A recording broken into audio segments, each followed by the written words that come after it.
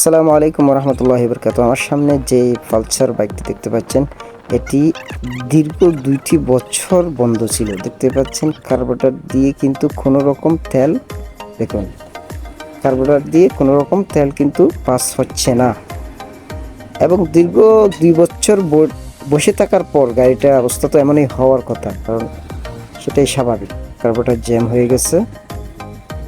এখন কার্বোরেটরটা আপনাদের সামনে খুলছি, দেখতে পাচ্ছেন কার্বোরেটর কিন্তু একদম হলুদ কালারের হয়ে গেছে। তো তেল কিন্তু এই যে দেখতে পাচ্ছেন, এখন খুলে দেখতে পাচ্ছি কিন্তু তেল পাস হচ্ছে, আসলে ফিনটা ওই ভিতরে আটকে গিয়েছিল। তো একটু নেড়ে ছেড়ে দিই, এখন সেটা পরিষ্কার হয়ে যাবে। দেখতে পাচ্ছেন এখন কিন্তু তেল পাস হচ্ছে। তো সেটা একটু আর একটু চিপে ধরে লিক হচ্ছে কিনা দেখি।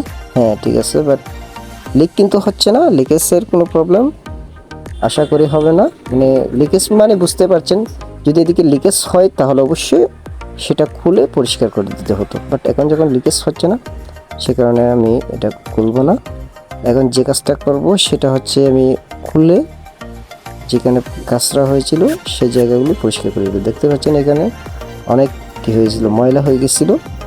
এই যে কার্বোরেটরের নিচে কিন্তু একদম ময়লায় ডুবেছিল, সেগুলো পরিষ্কার করে নিচ্ছি, দেখতে পাচ্ছেন।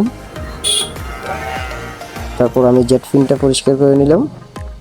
এখন এটা কিন্তু একদম ভিতরে কি দিয়ে একটা গ্লাসের তারের গুণা দিয়ে আমি কি করে নিলাম, পরিষ্কার করে নিলাম।